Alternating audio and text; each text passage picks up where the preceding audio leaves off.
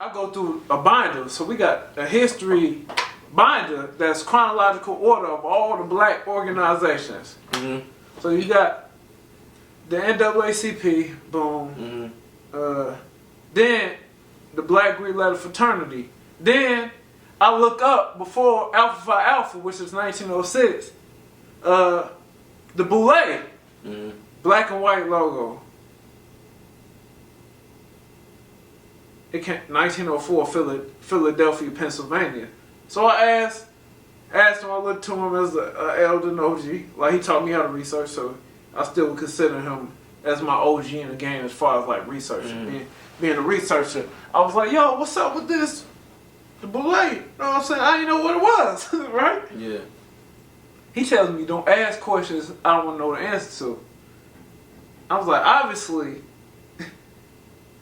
his tone he put more bass in his voice the second time. Then, third time, he got real loud and it brought a lot of attention. And I don't like being fronted like that. So I'm like, all right, you know what, Doc? I'm going to holler at you. You know what I'm saying? Peace. I'm going to see you in class this afternoon. So I go to the library. I ditch all my other classes just to figure out what the Boule is. I type Boule in. Steve Coakley pop up. And that shit, it was like a mental like eruption. Like, I was like, oh, it was like information overload. I was like, who the fuck is Steve Coakley? And how come like they don't talk about him? Like, and I discovered Steve Coakley by accident. And I went and watched all his lectures. I learned how to research.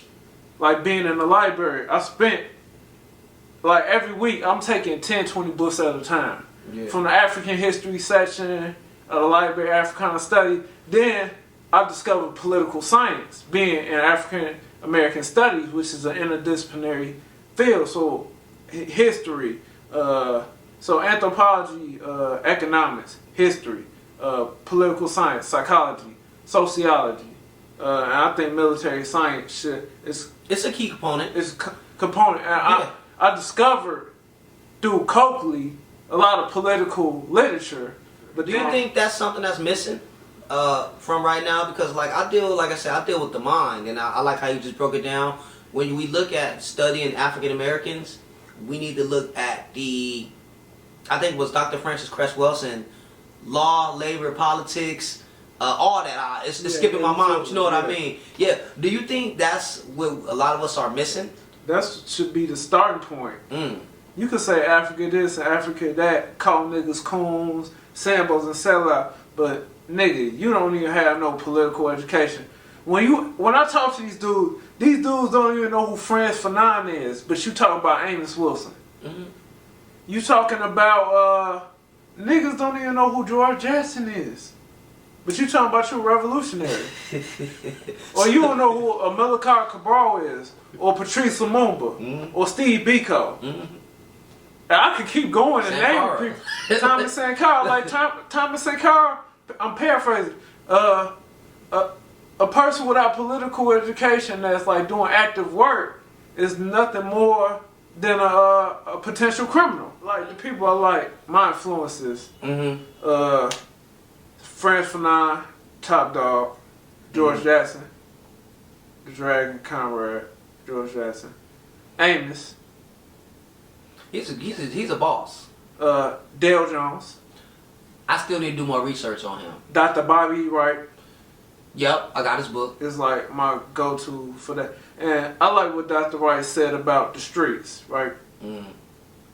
Like, basically, the streets are controlled by the system more than the university. The streets are controlled, the streets are more controlled and patrolled by the European than the university. Because they already done handpicked them niggas. You know what I'm saying? At that level, that's going to be a part of that Boule. In the movie, the clip that a lot of people post about the white liberals sitting at the table about bringing up the black man or black woman, because if you make them think that they're one of us, they become an outsider to their people from Trip Baby. A lot of people don't even know the name of the book or even who Iceberg Slim is. And that's for you to go do your own research. Big pimpin'. Yeah, to go do your own research on. Niggas don't talk all this street shit, but ain't never read or heard of Donald Goins. You know what I'm saying? And I like to speak the language and of the people. Codify the language for the streets. Of the people. That's who I'm trying to reach. At the end of the day, I believe like the street brothers is gonna take it. Like Yeah. I don't want to deal with. Like I said, I'm somewhat of an intellectual nerd, but I've ran through the streets. Like I'm on live, so I'm not about to say. The young niggas is gonna take it. I don't want to deal with the book reading nerd ass nigga who never been in a fight. And them young niggas, I'm just saying, them young niggas, Yeah. them gorillas, those the ones I'm banking on because they got the fight in them. Yeah, the ironic thing that you saying, like I never ran the streets. I ran the streets, but I never gang banged. My homies, Me either. When they was going to do some shit, yo, I'm gone, boom. But it was beef between people that knew on different sides. I was more like The mediator. like a Proposition Joe. Okay. Like a Proposition Joe. Like sit down at the table. Mm-hmm. Like the way that Farrakhan used to, when rappers was beefing, would sit the hip hop artists down. Right. To mediate. You know what I'm saying? And I got a message for all you pseudo-conscious niggas that want to shit on the Nation of Islam. What have y'all niggas built? Don't go there, brother. What institutions have y'all built that's thriving and surviving? I'm not talking about no group on Facebook or Instagram, which is controlled by the feds, the acronym FBI. It's not real. If you take away social media from these niggas and YouTube from these niggas, right? They don't have no legs to stand on. No, I mean at the end of the day, like we went to the Mosque Mariam's day. Yeah, we talk about wherever else we went, cause I'm from here. We went to O Block, niggas from 65, not from 63rd. No, I'm playing. But at the end of the day, you're right because what have a lot of these niggas have not built nothing. Elijah been dead over 40 years. Well, I could talk His about building like is still standing. and I gotta give you your flowers, bro. And we communicated and linked up. It's people that have come here.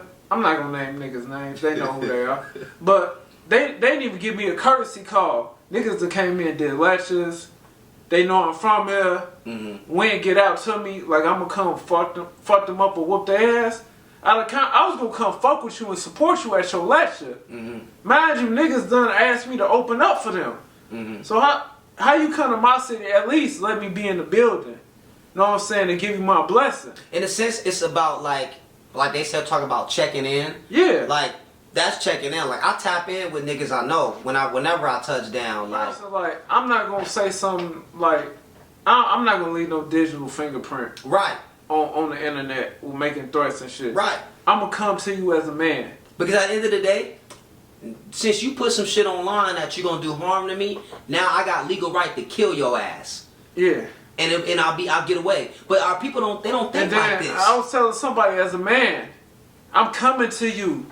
I come to your DMs. I'm coming to you as a man. I'm asking you. Don't disrespect me. Just Publicly. publicly. Just keep my name out your mouth. Matter of fact, you don't know who I know. Right. When I got niggas from other cities calling me about niggas on social media where niggas talking shit about me. These niggas, the same way that niggas got niggas following me, I got my young G's following you. It's not that serious, Now, at a certain point, the young G's gonna do what they want to do. Yup. Like when I say it's dead, and then they was like at a certain point, for me, the nigga been disrespecting you so long, it's a violation. It's not gonna come back on you. No, but You even with this, like, Yeah. I use this as a great example of young people. You don't know the influence you have because, like, when I was working at this drop-in center for homeless youth, like 2 years ago, it was majority. A lot of it was white traveler people. Somebody called me a nigga one day. A white boy, a big white boy, beat the shit out this other white boy for calling me a nigga just off the respect he had for me. And I was wowed the fuck out that they whooped his ass in front of the drop-in center. But I was just like, and that's what I'm saying. We don't know the influence we have on other people for being across cultural backgrounds. It's crazy that you say that I had a little boy, right? White boy. He got some kind of like psychomotor issue in his brain. Yeah. Going like that. But like he was wrecking havoc, throwing tables, throwing desks, spitting on desks, spitting on the floor, writing on the desk, ripping his classwork out. Now mind you, I don't fuck with fucking white people like that, but I'm doing my job. Yeah. So David got so much of a respect for me. He acting foolish as hell when he see me. He clip. I was like, all right, bro, we going to recess, right?